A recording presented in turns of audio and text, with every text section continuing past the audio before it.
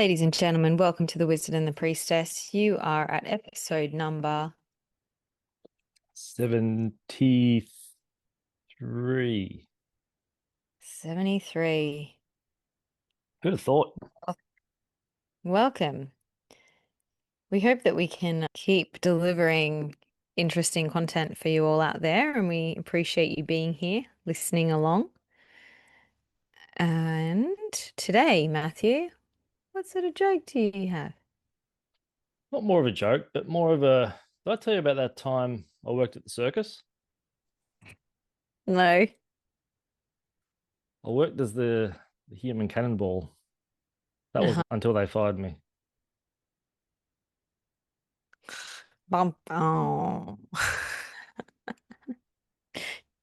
They just let you go. They're like, see you later. Not something we talk about. Uh-huh. Wow, it's just a one-time gig. Done.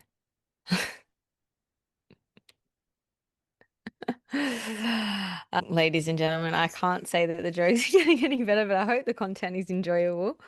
Um, we are reaching a highest height on this 7-3, beginning of July. We have moved through the winter solstice. We are moving into more sunshine, more daytime, more brightness.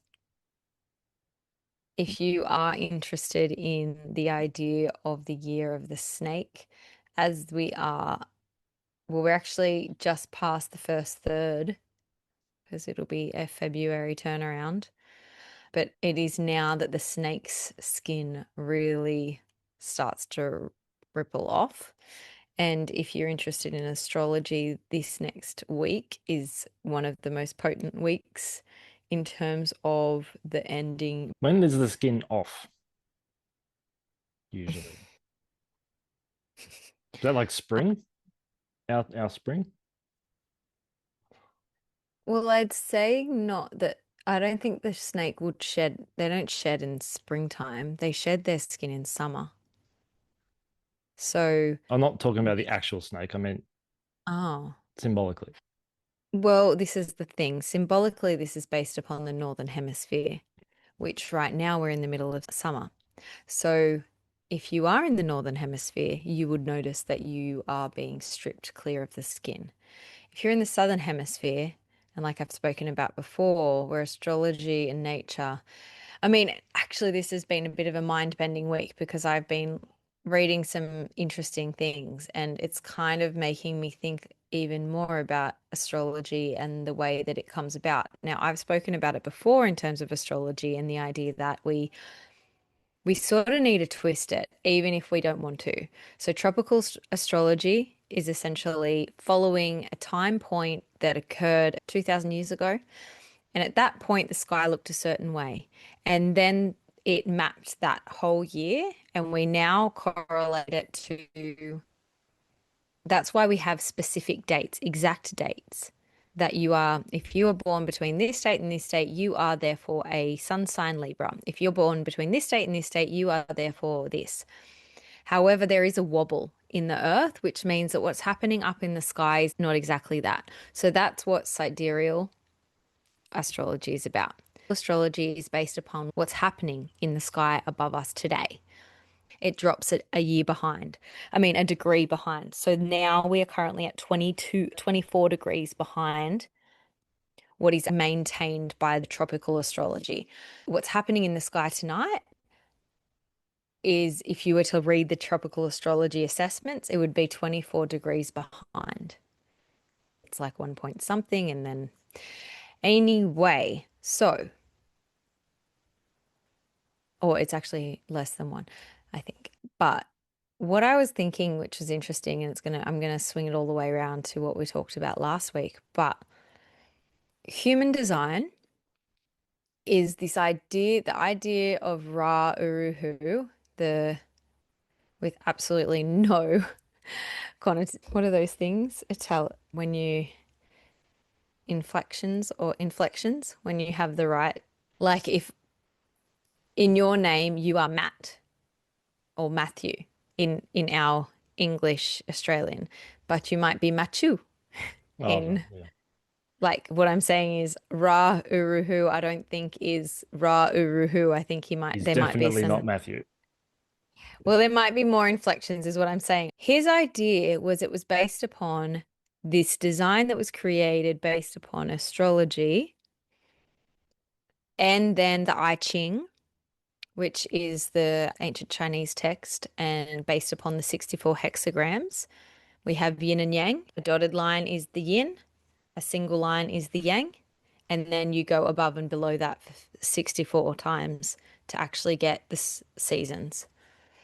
Human design is based upon the I Ching astrology, so what's going up in the sky in the constellations. And I think he adds in the tree of Kabbalah and a few other frameworks. And he then has created what's known as human design. It also has the 2 points, the points where your design was created and the point of your birth. The point of Mhm. your design creation, I think, is 6 months prior to your birth. Either way, that is what human design has been based upon. However, that's human design. Then there's the idea that astrology essentially was created by people living in the earth and living one with nature, and then going, what's going on in nature? What do we see in the sky above us? So, right now, in the southern hemisphere, let me talk from a tropical perspective. Actually, I can't anymore. I don't know what the tropical astrology is doing right now, but we would be in. So what are you saying this Ra guy, his thing on, was it free will that you mentioned? Okay, yes. Was I too long-winded there? You want Yes, me to like. get to it. Yes. So Ra, his view on free will is the idea that it is illusion. There is only strategy and authority that will bring real alignment. Whereas Ra, So the is Ra that so is he Matt's talking saying about, is he saying sees that that free will? So sorry, can you say that again? his belief is that free will is an illusion Okay. and that your human design, which is correlative to all of these things, the I Ching, the tree of Kabbalah or Kabbalah, the constellations in the sky, all of these things coming together, that is what will determine the path of your life, which means that it's this what actually will bring you into alignment will be in the like you'll be nudged constantly to the path that is set by that. And if you're having a hard life, maybe that was part of the that was set in your or if you're having hard moments, that might have been set in your path. Likely that, I mean, that's what he is But then stating, if you're that that's what incarnated sets and the nudged line. by the stars and the cosmic forces, isn't everything an illusion Mhm. then? Isn't that the point in the first place? Well, no, but your mate's saying that it's illusion, therefore it's made up. I mean, you could argue this entire reality is an illusion, that the free will is the, zero constraints. Sure, we have physical constraints, but if I tell you jump to the moon, you can you physically can't do it, or not yet. But if I say jump to the moon in your mind, you can go there in an instant.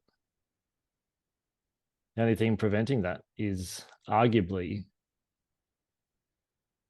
the physical constraints. So therefore, it's all going to be an illusion anyway.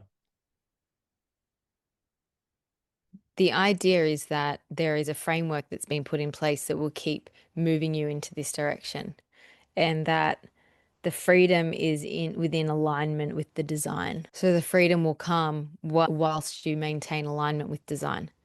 If you move out of alignment of the design with which you have chosen to come, Sure, life's going to feel more aligned on that path, but you can sway off it.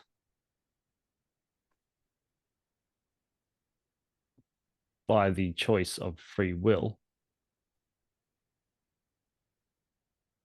Like if Yeah, so you're the idea from Ra Uru, the human design guy, is more that you're a passenger on the trajectory of alignment of your life. It's your soul is evolving through the choices in which you choose. well, if you're a passenger on the train, what does the train represent non-physically? Chi, So you're a passenger on the river or train of chi. Yeah. I think so. Okay. Or energy, flow, movement, change, adjustment.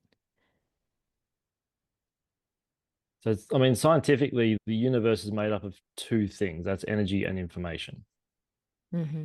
So the flow of energy and information we've embodied.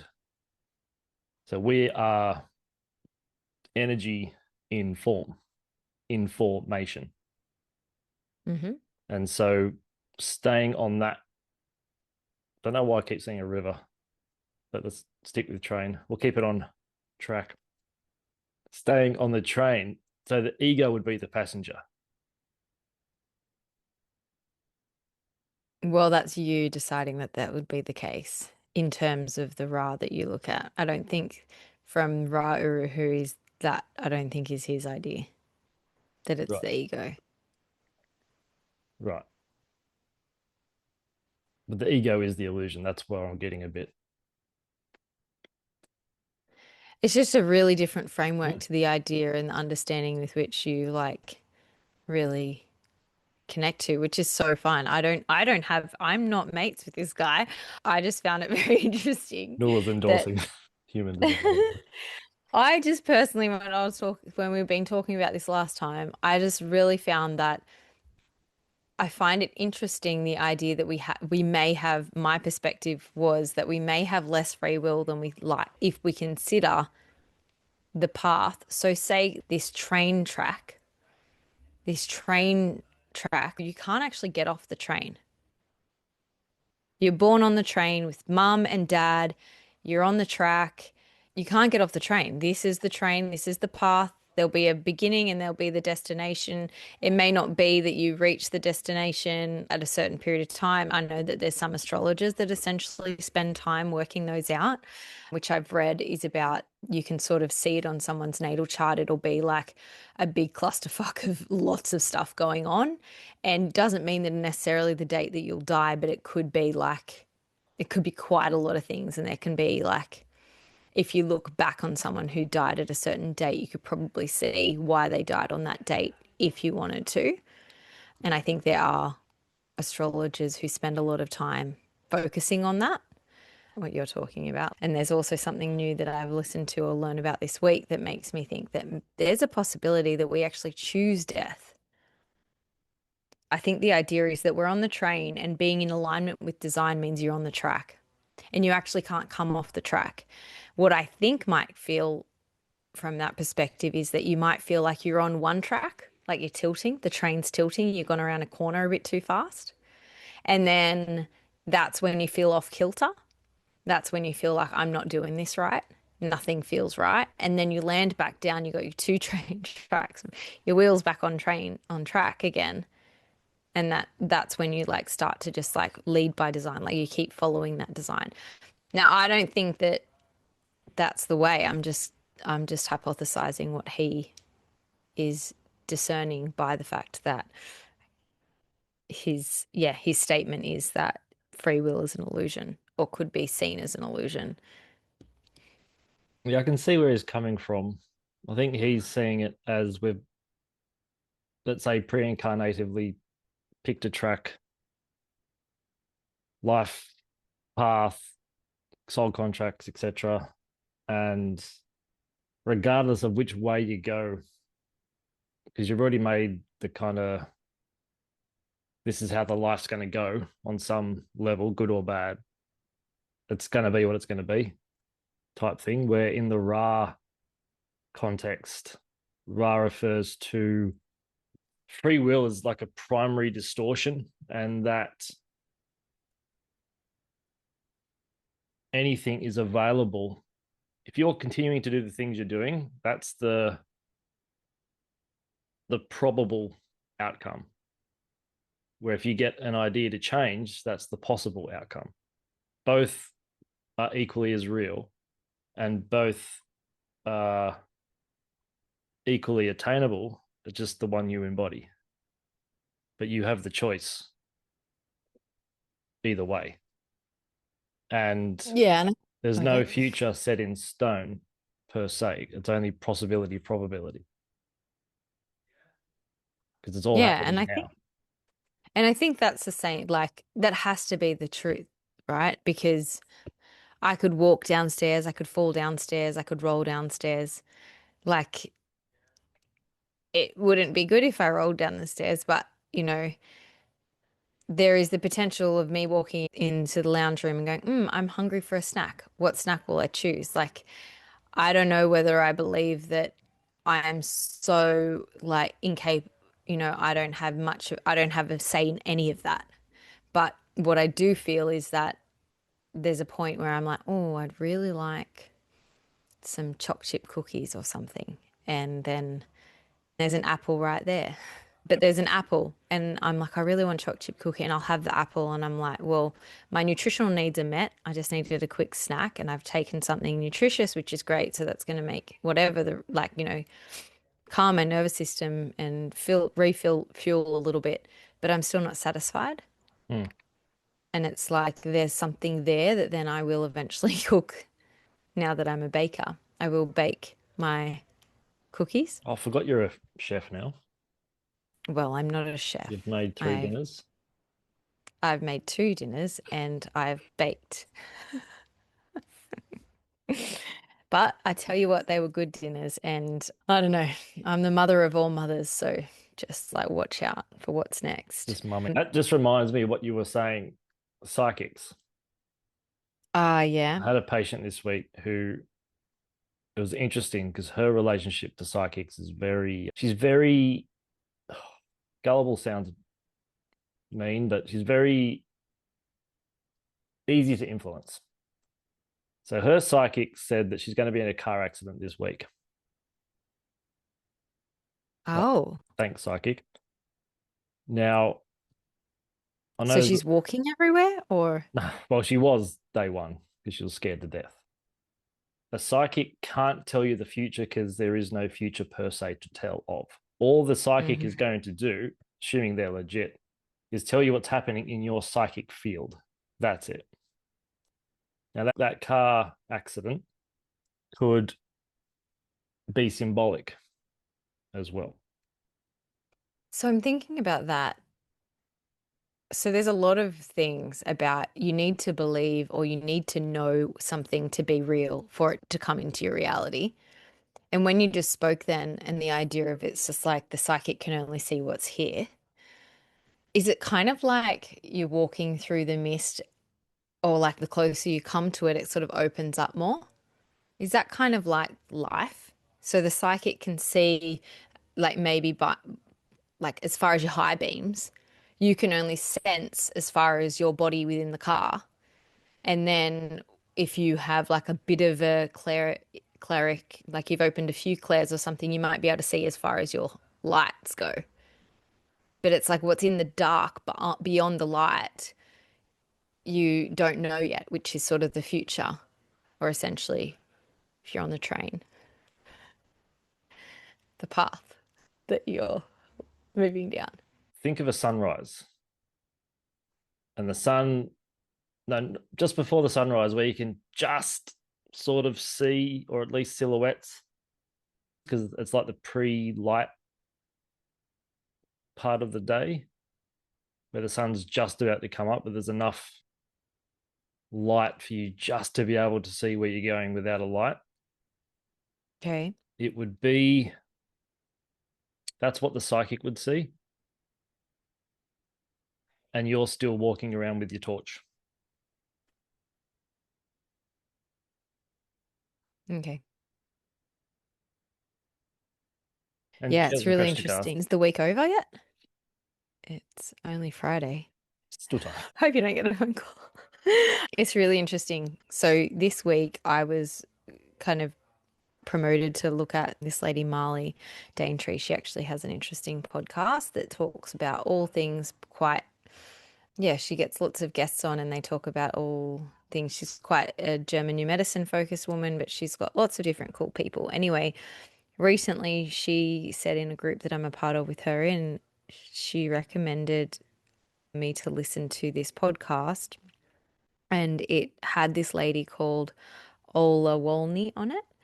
It's Ola. She was sharing about the possibility that we as humans are kind of living this code of astrology, or people like me that are kind of into what is called New Age spirituality. So I'm keen on astrology again, based upon what's going on around me. I'm learning from people that are not ancient astrologers. They're just people that have learnt through people in recent times, if that makes sense. And then there's the human design people and all those things. Anyway, there's so many layers to it, but it was quite an interesting conversation that she was sharing because she was sort of saying, she was sharing that whilst this idea of astrology, like she believed in astrology to some extent, but she believed that there was this idea that we had been distorted from our ancient roots. And I don't know, she was expressing that like what we actually, and this is what really hit home for me, what we actually need to gain from like, so personally, I've been in most recent times really correlated to the moon because the moon cycle in TCM, we kind of do the sun and the moon as the yin and the yang. But, and so the sun being the masculine and the moon being the feminine. And she was kind of, she was more like, was very well read on a lot of mythical and mystical historical aspects and like historical aspects. I wonder if you've read the Sumerian. Have you read that? Yeah. So she spoke a lot to that, and she was saying that there's a lot of like these things that people out there that claim that everything is a certain way, but then they can't actually understand what the Sumerian text is about or the tablet or whatever it was.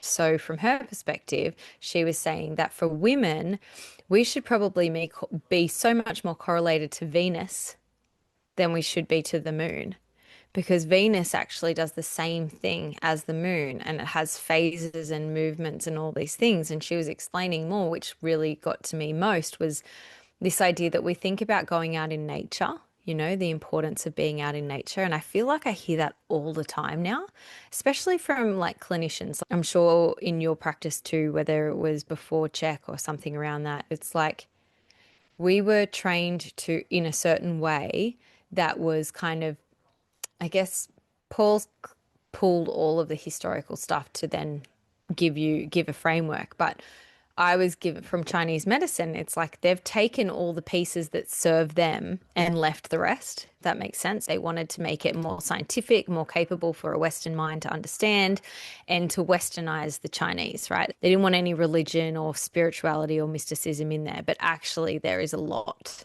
in ancient Chinese historically. Anyway, my point in sharing this is that what she was talking to in terms of being out in nature was that going for a walk in nature and breathing in the fresh air just isn't enough. Like we have to live in tune with nature and nature needs to live in tune with us. And this really was super powerful for me to hear because I have since we had a garden, I have always used like put my menstrual blood into the garden and I don't know, I heard it somewhere and someone recommended it, but no one actually explained to me I just know why. I'm going to get 1,000 questions about this. All right, How? well, I'll try and explain the What's the information. what's the delivery system? So the idea, right? Let me give it to you. The idea is that when we truly live, like I believe I live quite seasonally in a house. Focus on following the seasons. Try to slow down in the winter time. I take it more like softly and I light candles a lot and I do a lot of ritual through the winter. And then in the summertime, I tend to be much more active. I like to do more exercise. I eat lighter foods. I'm much like I spend a lot of time in the sunshine. What Ola was suggesting was that we need to do much more to be like, if we want to be with nature, we have to code with nature. I'm going to coin that. I don't, that's not what she said, but we should be like connecting to nature in a way that that can communicate back to us. So when you put your menstrual blood, if you're a female, into the earth, or even as a male, you urinate onto the earth, you are giving back to the earth your DNA codes. For example, within my menstrual blood is my DNA code. If I put that onto a plant, it is then going to understand and get to know me more. And the same with if I'm planting seeds. If I put that seed inside of my mouth, I'm coding it in my DNA. I then put that into the earth. That seed is going to grow with my DNA understandably vibrating around it. And then the plant will grow in a really, open your mind to this if you need to. But from my perspective, it makes perfect sense that it will then grow in a way that I need it. It will grow with the connection, with a deeper connection to me as its nurturer, as its carer. It'll then therefore be able to care for me because it's been coded in my DNA. It is activated through my DNA with its DNA, just in the way that GMO things occurs, right? They genetically modify plants. They put in someone else's DNA to ensure that that plant grows in a way that it stops animals from eating it, or it adjusts. They recode the genetics of the plant to help it grow a Just to certain way. rewind a little bit, what's the delivery system in menstruation to the soil? I just picture you going out with cups and Yep, pretty much. cool. Or I sometimes will put it into the watering can and water it down so I can spread it further. Makes more sense. But yep, me with a cup. Yep, that is what it looks like. But it was really interesting for me because I've naturally felt really inclined to do that. And it's just been a thing that I've done. Maybe someone recommended it and I thought, oh, that sounds good. I'm going to do that. And then I've continued to do it. And then now I've kind of got this affirmation in the sense like, you know what, too? This also reminded me. They mentioned Avatar and the idea that the Avatar movie is actually what we are. Like, we are connected to Mama Gaia if we want to be connected. Like, I do this all the time, but I talk to the trees on the property where I am. And we planted, Aqua has a tree that we planted her placenta on top of. And on her first birthday, we planted it into the earth. And it was really beautiful because it was like she'd been in a pot and then now she was one. And we put her in the soil, in the earth, on the plant. And every day we drive past her, the tree. And I often tell her, I'm like, you're looking beautiful and strong today. Keep growing nice and strong. And then I look around at all the other trees, and because I was only talking to her, I started thinking, oh gosh, all the other trees need to be energized. And so I've started talking to them. And if I communicate to the trees, and I think I've talked about this before, where there was this ladies on YouTube and they talk or on some form of video, and they're like, nature, if you're real, come talk to me. And then put your hand on my shoulder or put your leaves on my shoulder. And the tree moves and puts its and it's not like there's a gust of wind coming. I really believe that we live on a planet that is akin to Avatar, that we are one, that we can be one with the animals and the plants, and the way that we have been living is actually in distortion to that. It is like in separate.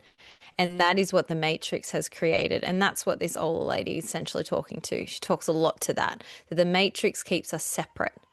And she also talked a lot too in this particular podcast about COVID. There were people out there that instantly thought, me and you included, this is a sham. This is not what they're saying it is. This is something that shouldn't have this much power and potency and impact. And why is everyone agreeing, or why is everyone going along with this? Then they had to get smarter and smarter and manipulate further and then start, blocking people from going to the pub. They found your Achilles heel and they nipped at it. It was quite interesting because I would say that a lot of people deeply innately knew straight away that that was a no. And then there was a lot of people that were like, oh, I don't know, this seems a bit like I'm a bit scared of this. And then they slowly came around, or they didn't, or they went the other way. My point is that there is something to these pieces and where it came, bringing it back to the idea of sort of astrology or that idea of free will, in that, like, there is something there innately guiding us that feels really powerful and nourishing if we like deeply connect to it. How do we connect to that? Well, if you can create your own little garden and you can plant your seeds. If you're a man, you can also create your own garden, but it's slightly different because you could, wee on your trees or like connect to, like, we have this, urine is like the most sterile fluid, right? There's plenty of history of people like drinking their urine. I'm not necessarily recommending it, but there are seemingly quite a few health benefits from drinking urine. Now, my thinking isn't about that Don't get it necessarily. mixed up with the menstrual cup. Well, I'm pretty sure you couldn't, right? Anyway, I just feel very much attuned to this, and especially the more that I live within what I feel is more towards what I am meant to do here, whilst I do still see myself as some form of healer or have the energetic code, one might say. Code seems to be this word that's a bit of a pop word at the moment, but I quite like it too. But for now, I am so driven into motherhood and focus is on my children and then all the things around that. So I'm running a garden club with the local homeschoolers. Hambers has been teaching them all about growing their own gardens, and I've been holding space for these little kids in kind of interpreting nature, connecting to the energy of what is going on in nature around us. And it's been such a beautiful thing to watch these little kids' minds sort of open themselves and adjust and accept and like interpret the tree and really deeply connect to the tree. Like, we can learn all the species of the trees, but do we understand that the vibration of the tree is one with us or akin to us? Do we understand that without the tree, we actually don't live? That do we understand that whilst I'm sitting here, there is a network underneath me communicating? There is a network, a root system that I couldn't even fathom that's having communications, sharing information constantly underneath. So yeah, it's quite an interesting.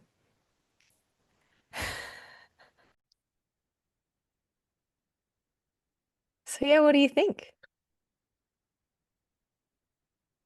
with like consciousness? Well, yeah. I mean, there's no secret, and what you were saying before, it's no secret that absolutely everything in this reality is connected. We all breathe, every living thing on this planet breathes the same air. We all need water. Every living thing needs water. Even like what if you look at a rock or a stone, it's very much alive. If you have a bit of, was it salmon you cooked for the first time Mhm. ever? Yep. That Second time. that salmon is still very much alive. It still has chi running through it. So when we eat, for example, we take on the consciousness of the thing that we're eating.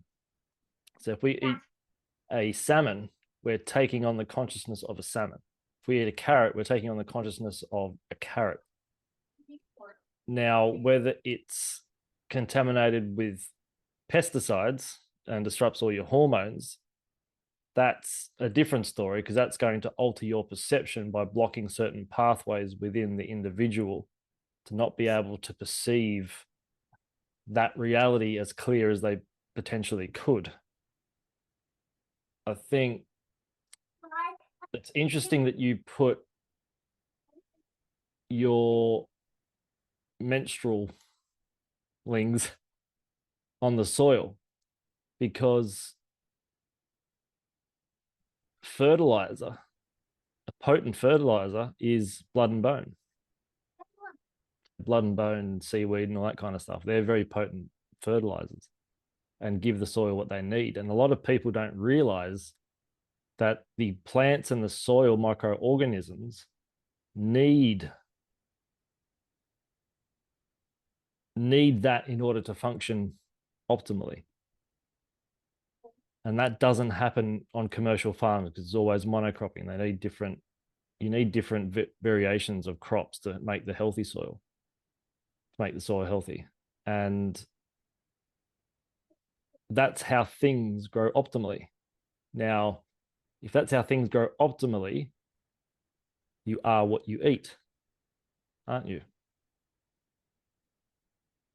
I think it's interesting because I feel like you're talking to something deeper that we're maybe missing, and this is probably the point and the alchemy that comes from when you really truly connect to life and earth and the flow of natural, like the deeper living organism that is the earth.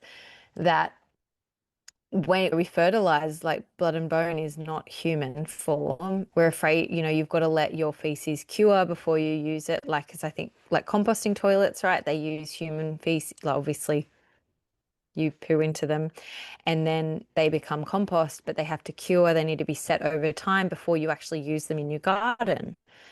And I'm not saying that that's not the right thing to do, but it is quite interesting when we come back to that and utilize our own feces and utilize our bodies. It's still this idea that we are not one with the earth in a sense. It's like, oh, we use a composting toilet because it's like, we're not, it's a waste, not want not kind of thing. But if you take it one step deeper and consider it a way of like communicating with the earth that you're using, a way of connecting this piece of this DNA. And like we've spoken about, we're what? We're 90% microbes, then 10% DNA. But within that, our fecal matter, our urination, our blood, that's like in essence, like where more DNA lives or within it. Or it might be the excrement might just be more about what microbes are living within us, our organism as a human, physical, with boundaried skin kind of thing. But I feel like we can take it, it's just like taking it one step further of like that connection to earth, that real deep connection to like it doesn't have to live in the realm of mysticism outside of our minds. It's within our body and using the physicality of our body and connecting that back to the earth. I So, feel like, I don't talking know, about connection, then, briefly in our pre episode, let's call it meeting, you mentioned the P word and how they were built. Matt, what is the P word and how what was Pyramid. built? So the pyramids, were you wanting to dive into that? There is an aspect where we're missing a deeper layer to ourselves, and new age spirituality is trying to guide us back there, I do believe. Or at least someone like myself is being guided back to the innate knowing. I felt deeply connected to that, deeply connected to that tree, to the people, like how they held hands, how connected they were. There was something in that movie that really like awoke something inside of me that was like, this is real. This is what it is. This is what I believe to be true. And then when another, when Ola Walney has shared something and I'm like, wow, I've been doing that. And then it's like, wow, it just opened my eyes a little bit more. It's kind of, I feel like taking that next step back into, you know, the connection back to Earth, which I believe was there way back when. Because when we think about the pyramids or these sacred spaces So and many technologies and ancient technologies and structures that we can't build today. Why is that? Why can't we build them? Depends what book you want to read. But let's talk about the pyramids quickly. What were you going to say? I just don't believe we built them. I don't believe they're human made. I believe that they are not made by humans, at least humans like ourselves. They're definitely being placed here or produced here or, yeah, they're not human created. They're not like little slaves spent 10,000 years pushing one brick. That's the story I was sold. One brick at a time because we know like I've had friends, I have never been, but I have friends that have spent time in, and you can't take, there's no, you're not allowed to do any kind of meditation when you're there. You're not allowed to like, it's quite particular about like the energy that is around those areas, those sacred sites. And anyway, yeah, what's your belief, or what have you learnt about how the pyramids were created? What resonates with me, and hear me out, they were built by thought. I'll leave you just a moment to gasp in amazement. Let me know when I can continue. You can continue. Okay. So the larger pyramids, they were essentially built what they would call by the force of one. So imagine, if you will, everything is alive. Okay, so you look at a stone, and regardless of distance, regardless of size, weight, etc., that stone is alive. However, it is a lower density than yourself. Right? With me? Hmm. So imagine connecting your brainwave to the molecular structure of the stone. Hmm. When you can do that, and this is how people bend, swords with their minds and all that kind of stuff. Similar sort of concept. When your brainwave connects to the molecular structure of the stone in this instance, there becomes an energetical hierarchy, and you can inform that stone what to do and how to move and how to act and all that kind of stuff. So that's how they can move the stone. Now, isn't it incredible that it was built with such mathematical precision to, like, was it 9 decimal places or something ridiculous like that? And how it aligned. But the pyramids were built initially as healing chambers because it required the Nile beneath, or whatever river it was going beneath, to create a resonating chamber. And they used specific types of granite and specific types of stone to create the electrical field, which worked with the electromagnetic field. And when you laid on the stone with a specific, when the moon was in a specific place, the stars were in a specific place, it filtered down through these chambers and allowed you to have what they call the God experience. It's also how they initiated a lot of the priests in the day as well.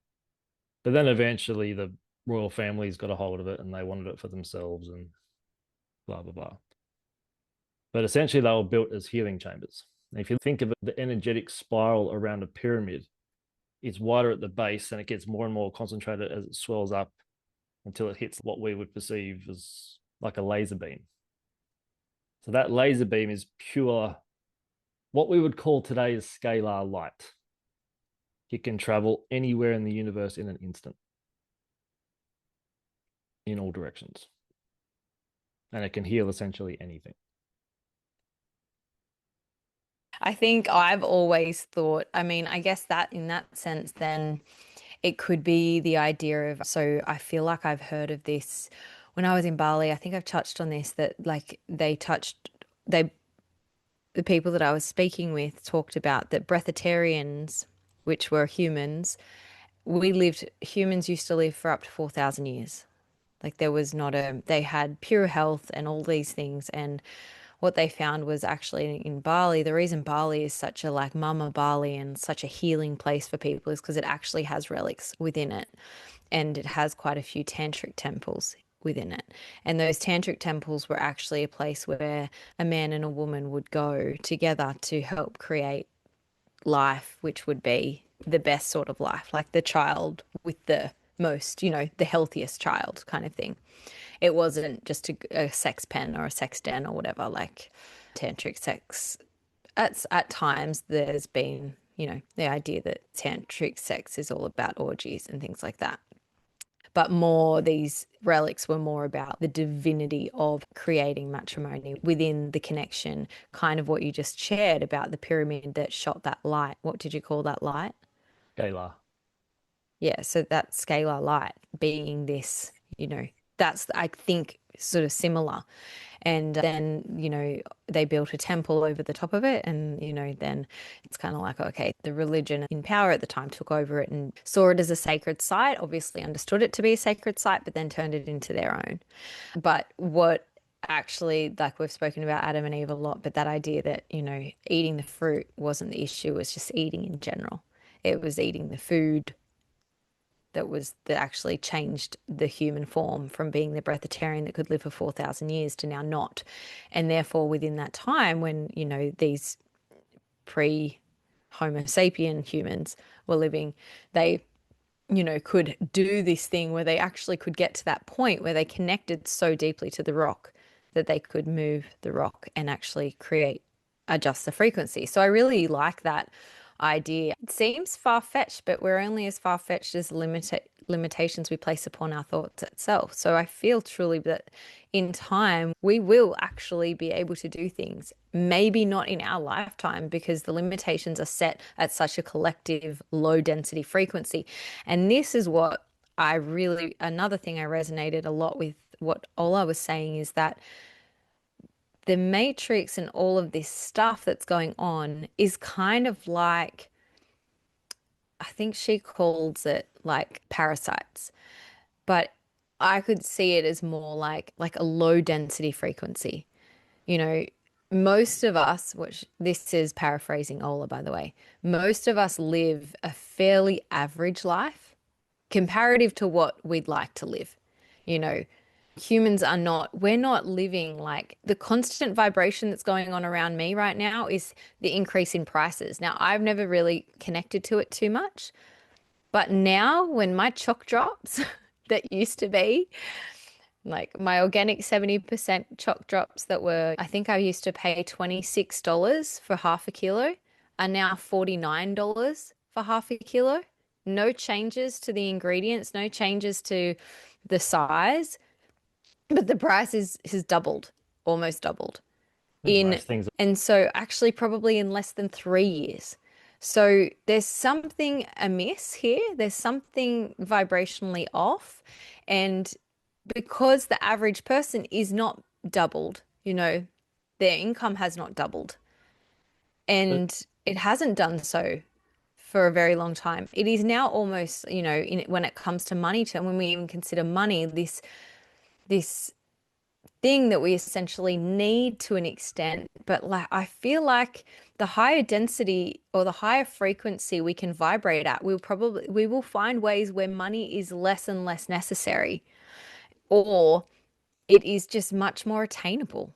That abundance is so much more attainable for all of us. And I think that that's something that I feel like maybe this is what that whole energetics of the snake and the movement, which will next year will come into the fire horse, which is probably going to be a pretty hectic year, I'd say, because obviously the fire horse after a snake of shedding, like that's a go. That is a very, very, very fiery.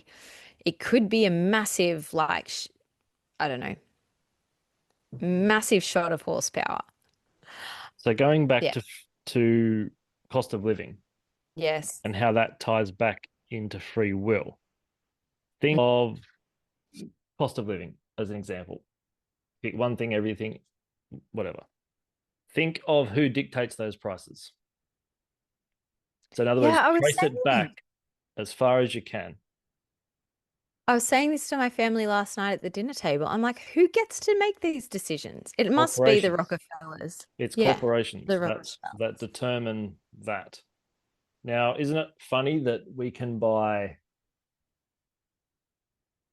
commercial food cheaper than organic food? So, in other words, the less the farmer has done to it, the more we have to pay, Mm, which makes no sense. But the farmer yeah, has to obtain their own certifications, organic certifications, and get their soil tested regularly. And they don't get as many subsidies as the commercial farmers. All that, none they'll of it. overseas. No. So you trace that back as far as you can get. You'll ultimately get to some kind of corporate entity of Mm, somewhere. mm-hmm. Now they put the price up. What does that do to your perception slash illusion of free will? It makes you feel like you have less Like, yes, you get contraction, that squeeze. restriction. You like you're being, you know, strangled by a snake. And that is where you have a choice. And that choice can be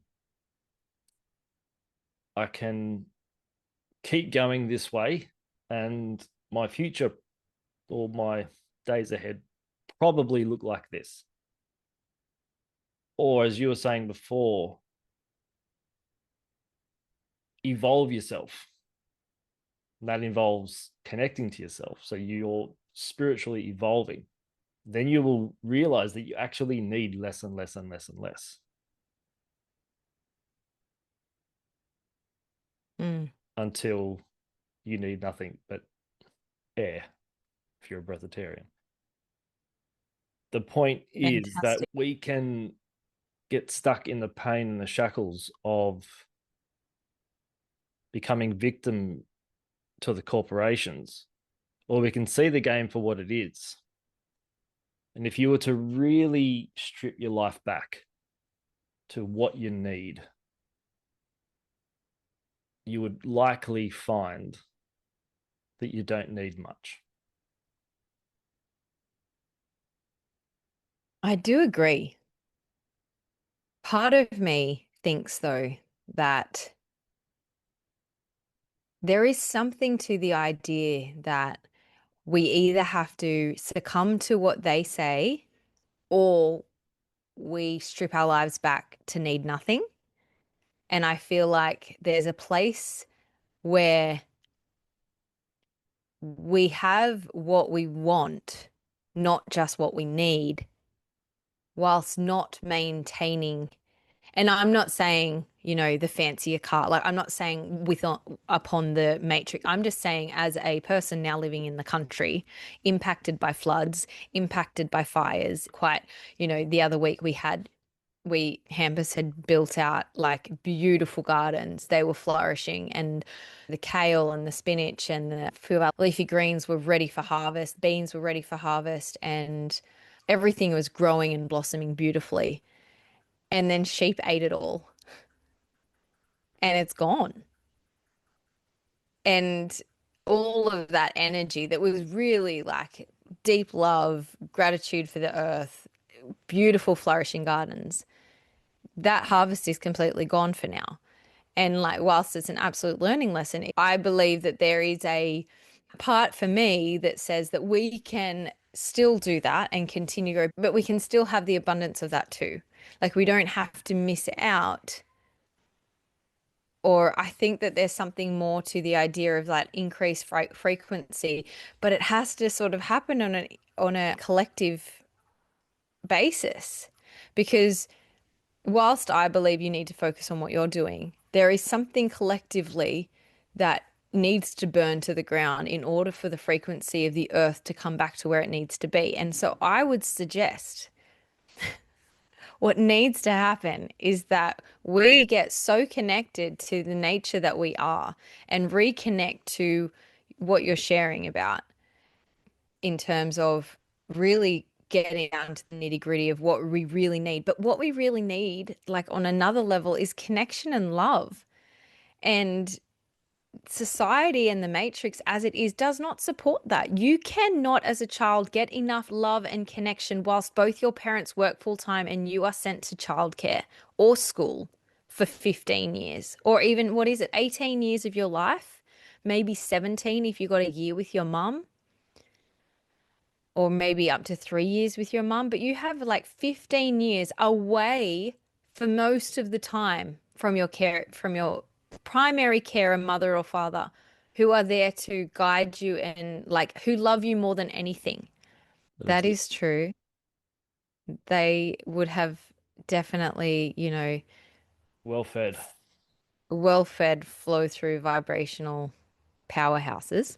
Yeah. And the parents working the two jobs, I mean, Well, they're just working one job. They're that's what I both mean. working. They're both working. So unless they're doing the exact same job, they're doing two jobs, is what I was going with. Well, they're doing that because they have to have all the stuff as well for the average person. Not saying it's a good thing. Unless you're getting like some form of benefit from the government, you cannot afford to, for an average person on, say, I don't know what an average wage is, 70,000 a year. No, Even that might be high, I don't know, but say between 60 and 80,000, so let's go with 70. 70,000 a year, you've got your rent to pay or your mortgage to pay, and then here's you've got, how much do you think you need to make per year? oh, I think it's probably around that.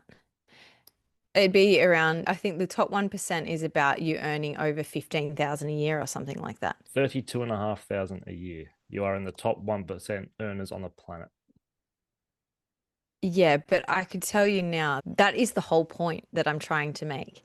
That I am in top 1% earners of the planet, and therefore the 99% inhabitants of this planet are not living a fruitful life in the sense that they may be living a fruitful life in the way that they have deep love, they have community.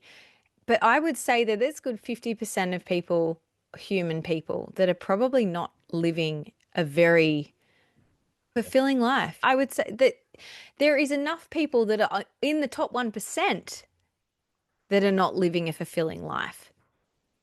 And I would say then we probably have about 30%, maybe less than 30% of the whole world population that are living a fulfilling life. And most of those would not be in the top 1%. I would say majority of those are not in the top 1%. However, the things that like, yeah, it just feels like this is where I've gone down a bit of a rabbit hole because I believe, I mean, I don't believe, I think that it's curious that potentially there is something that like there is some sort of negative energy that's been placed upon human earth that we're not actually meant to have as hard a time as we're having. Well, I think that would come back to the systems. I don't think the system's designed for us to live. Thrive. And it would start, I mean, at school. With school, they teach you nothing about the real world. They don't teach you finances, or they don't teach you, Life, relationships, living, all the stuff. growing, relationships, connection. But then the parents didn't learn that either. And it keeps going back and back and back. I think we're in an environment, our culture is the main spell is to develop obedient consumers, and where too much is never enough.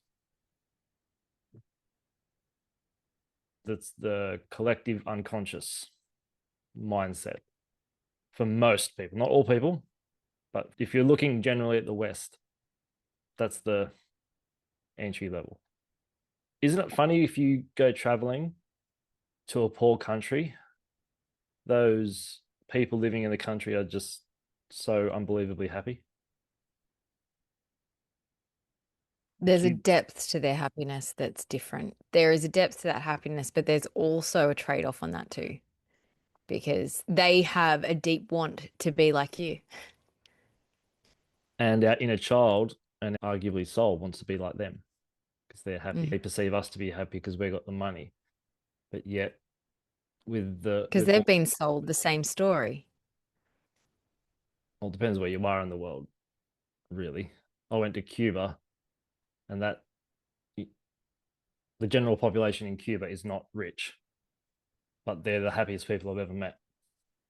And they don't necessarily have the same aspirations because they don't know any different.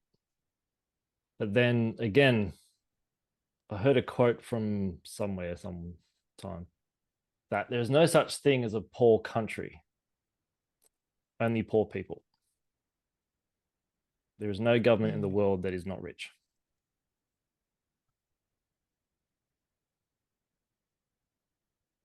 Yeah. Just going to drop this mic right here.